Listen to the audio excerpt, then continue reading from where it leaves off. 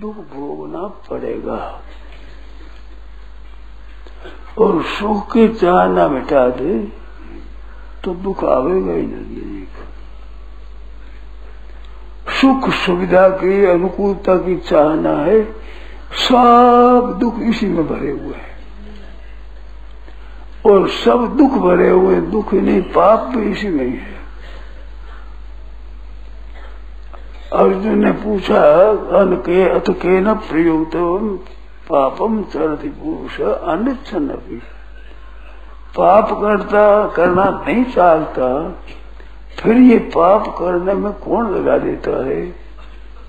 तो भगवान ने उत्तर दिया काम ऐसा क्रोध ऐसा जो गुण समुद्र महासनो महापापमा विद्येनम। तो काम किसका नाम है? सुख की इच्छा, सुविधा की इच्छा, अनुकूल की इच्छा, आराम की इच्छा, सुख मिल जाए। ये दुख सबके सब सुख की इच्छा में है। दुख ही नहीं पाप भी, दुखों के कारण जो पाप है उन पापों का कारण भी सुख की इच्छा है। जैसे विष के लड्डू हो, उनमें कोई चाहता है कि लड्डू तो खा लें, विष न चढ़े, ये कैसे होगा? अगर तुम विष नहीं चाहते हो, मरना नहीं चाहते हो, तो लड्डू मत खाओ। लड्डू तो खाएंगे तो भाई जहर तो चढ़ेगा। ऐसे सुख भोगेंगे तो दुख भोगना पड़ेगा, जबरदस्ती भोगना। सुख का भोगी, सुख सुविधा आराम चाहने वाला कभी सुखी नहीं होगा और कभी निष्पाप नहीं होगा। आज जो भयंकर भयंकर पाप किए जाते हैं केवल सुख की इच्छा से, आराम की इच्छा से, सुविधा की इच्छा से, अनुकूलता रहेगी इसकी इच्छा से, बहुत भयंकर पाप। अर्जुन ने पूछा कि मनुष्य नहीं चाहता पाप करना, फिर पाप करने में कौन हेतु है? तो ये सुख की इच्छा हेतु है। तो क्रोध का साथ में, तो क्रोध भी तभी आता है जब सुख की इच्छा होती है, उसमें कोई बाधा लगा देता है तब क्रोध आता है। हमारे सुख की इच्छा ही नहीं हो तो कोई बाधा लगाएगा ही नहीं, तो क्रोध आएगा कैसे? कोई बाधा लगा तो लगा, और हमें सुख की इच्छा ही नहीं है तो दुख आ ही नहीं सकता, पाप आ ही नहीं सकता, अन्याय आ ही नहीं सकता, अनर्थ आ ही नहीं सकता, पतन हो ही नहीं सकता, नरक हो ही नहीं सकते, 84 लाख जोनी हो ही नहीं सकते। ये बुखार में जो दुख होता है उसका कारण भी बुखार ना आवे, सुखी रह जाए, ये कारण होता है। अगर ये विचार हट जाए तो बुखार में दुख नहीं होगा, मरने में भी दुख नहीं होगा। मरने में दुख होता है तभी जब सुख नहीं, इच्छा, जीने की इच्छा है। जीने की इच्छा रहने से, सुख की इच्छा रहने से मरने में दुख आए। अगर जीने की इच्छा छोड़ दो तो मरने में भी दुख नहीं होगा। यहां से हम जाते हैं तो यहां से मर जाते हैं ना, यहां से कलकत्ता चले गए तो यहां से मर गए, दुख थोड़े होता है। ऐसे मरकर जाता है तो दुख क्या होता है? मरना चाहते नहीं, जाना चाहते नहीं, इस वास्ते दुख होता है। तो ये सुख की इच्छा में संपूर्ण दुख भरे हैं। सुख की इच्छा का त्याग कर दे दुख मिट जाए, और सुख की इच्छा के त्याग करने में सब स्वतंत्र है। सुख की इच्छा रख सुख भोगने में सब स्वतंत्र है। सुख भोगने में कोई स्वतंत्र नहीं है, सब पराधीन है। और सुख की इच्छा त्याग करने में सब स्वतंत्र है। तो आनंद की प्राप्ति में, परमात्मा की प्राप्ति में सब स्वतंत्र है, स्वाधीन है। और संसार की प्राप्ति में सबके सब पराधीन है, कोई स्वाधीन नहीं है। पर आश्चर्य की बात यह है कि पराधीनता को तो स्वीकार करते हैं, स्वाधीनता को स्वीकार नहीं करते। बड़ी मार्मिक बात है।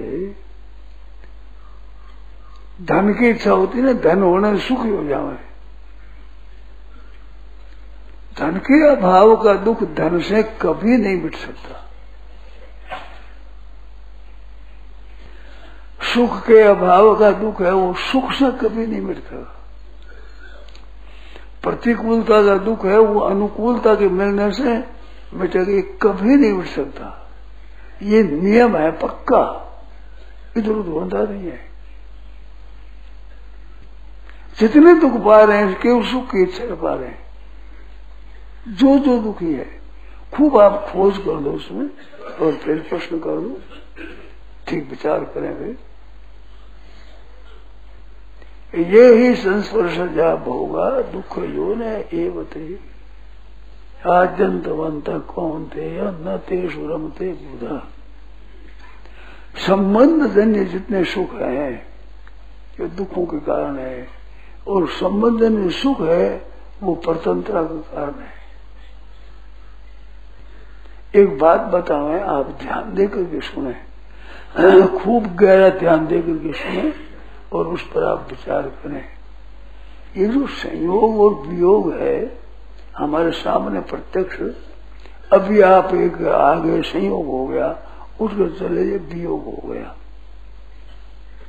मिल गए संयोग हो गया, बिछड़ गए वियोग हो गया।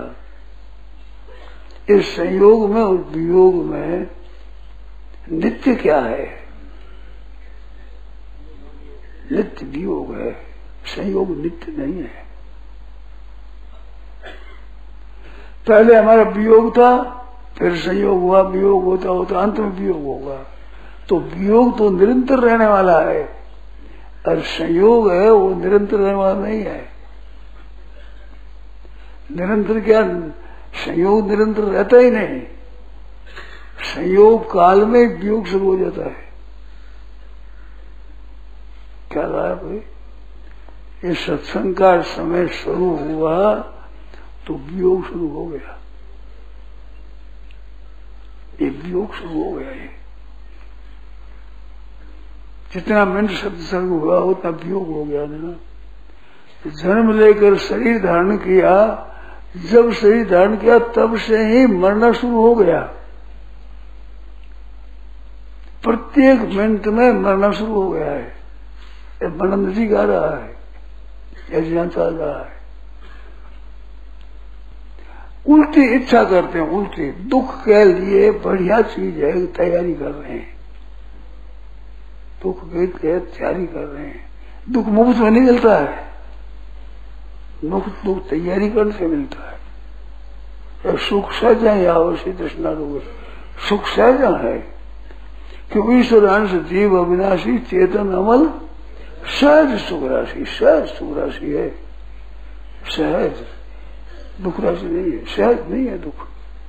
दुख तो बनाया हुआ होता है, दुख अनित्य है, पैदा करना पड़ता है। सुख नित्य है, दुख में परतंत्रता है और सुख में स्वतंत्रता है। यही संस्पर्श जब भोगा बताया, संबंध जन्य जो भोग है, तो संबंध तो अनित्य है, वियोग नित्य है। जैसे मैंने एक दिन कहा था कि लड़ाई में कम से कम 2 आदमी चाहिए, कम से कम हजारों लाखों लक्ष्य होते हैं, पर कम से कम 2 तो चाहिए ही। ऐसे सुख भोगने में 2 तो चाहिए ही। कैसे भोग? अकेला कैसे भोगेगा? 2 चाहिए। स्वतंत्रता हो गई कि नहीं? दूसरी वस्तु की जरूरत है, दूसरी व्यक्ति की जरूरत है।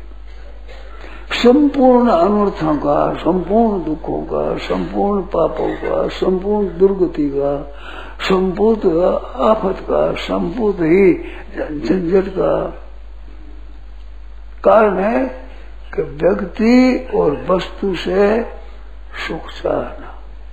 अगर व्यक्ति और वस्तु से सुख के चाहना मिटा दे तो दुख कभी आ ही नहीं सकता। राजसी सुख कहते यही संस्पर्श जब हो गए ना, विषयेंद्रिय संयोगाद यत दग्रे अमृतोपमम। विषेंद्रिय संयोग से सुख होता है, वो पहले तो अमृत की तरह होता है, परंतु परिणाम में विष में वह परिणाम में विष की तरह होता है। न तेषु रमते बुधा, बुधा तेषु रमते। विवेक उसमें रमण नहीं करता, तो विवेक देखता है कि में दुख होगा। अज्ञान आदमी जाता है उसमें, विवेक नहीं जाता। तो जो संयोग जन सुख चाहते हैं वो विवेक ही नहीं है, क्योंकि संयोग जन सुख को हो तो दुख होगा ही। विषयेंद्रिय संयोग बताया, ये ही संस्पर्श जब होगा। संबंध जन जितने सुख है वे दुखों के कारण है। परमात्मा का योग है, संयोग नहीं है। ये ही संस्पर्श जब होगा, संस्पर्श नहीं है वो, उसमें स्पर्श का शब्द आता है। जैसे परमात्मा तत्व की प्राप्ति है, उसको फल नहीं कहते हैं, परंतु उसमें फल का वर्णन आता है, फल शब्द आया है। ऐसे संस्पर्श से संस्पर्श भी आया है। सुख है ब्रह्म संस्पर्श अत्यंत उसको मस्त है, ब्रह्म संस्पर्श आया, पर वो संस्पर्श ये संबंध ये नहीं है, वो अत्यंत सुख होगा उसमें। ये संबंध देने सुख है, इसमें दुख ही दुख है। दुख योने ये होते कहा कि दुखों के कारण है। दुख ही दुख की सृष्टि होती है, दुख ही दुख पैदा होगा, दुख ही दुख, खूब दुखों का प्रवाह आएगा। जो संबंध जन्य सुख है उसमें दुखों का ही दुखों का प्रवाह है। और एव बताया, दुख योने एव, दुख जरूर होगा ही। ऐसा कोई संसार का सुख नहीं कि जिसमें दुख नहीं हो। पहले दुख होगा तभी संसार का सुख दिखेगा।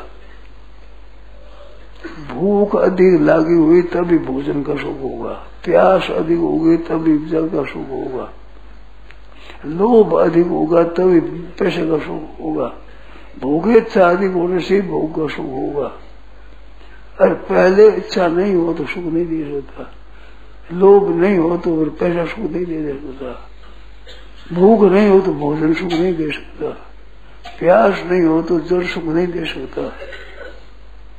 पहले दुख बहुत आवश्यक है, जरूरी है, उस बिन सुख होता ही नहीं। और वो सुख हुआ अंत में वियोग जरूर होगा ही, कि संयोग वियोगांत है मनांत की जीवन,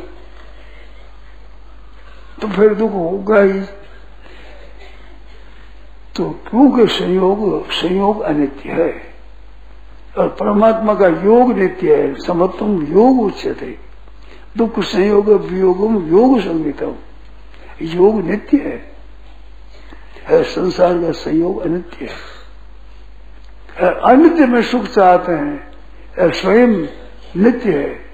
ईश्वर जीव अविनाशी है और विनाशी सुख चाहता है। आप खूब ख्याल करो, सबके समझ में आने वाली बात है कि जो नष्ट होने वाली वस्तु है, नष्ट होने वाली व्यक्ति है, उसके द्वारा सुख चाहते हैं। वियोग होने वाला धन है, उसके द्वारा सुख चाहते हैं। जीने वाला जो मरने वाला है, उनके जीने का सुख चाहते हैं। खूब विचार करो। जो अनित्य है उसी से सुख चाहते हैं। क्या बुद्धि मारी गई है? वियोग होने वाले वह सुख कब रहेगा बताओ? नष्ट होने वाले से सुख चाहने वाले को सुख मिलेगा?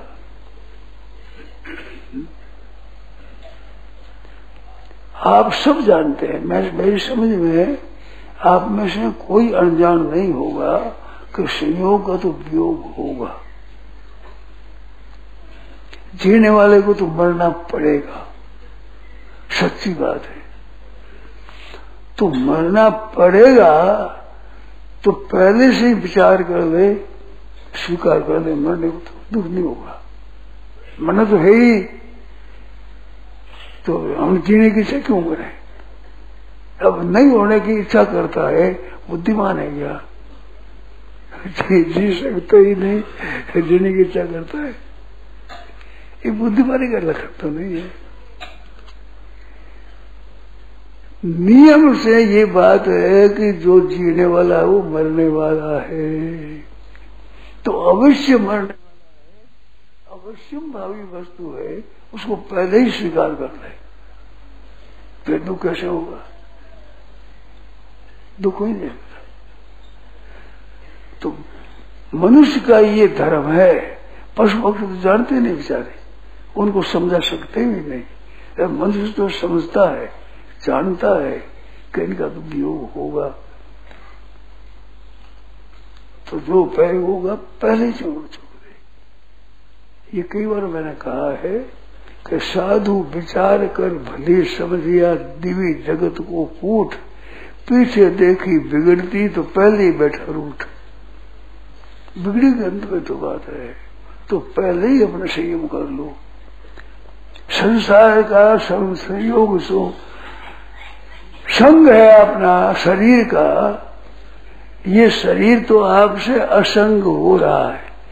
पहले असंग था और संयोग संग के समय भी निरंतर असंग हो रहा है और अंत में असंग ही होगा।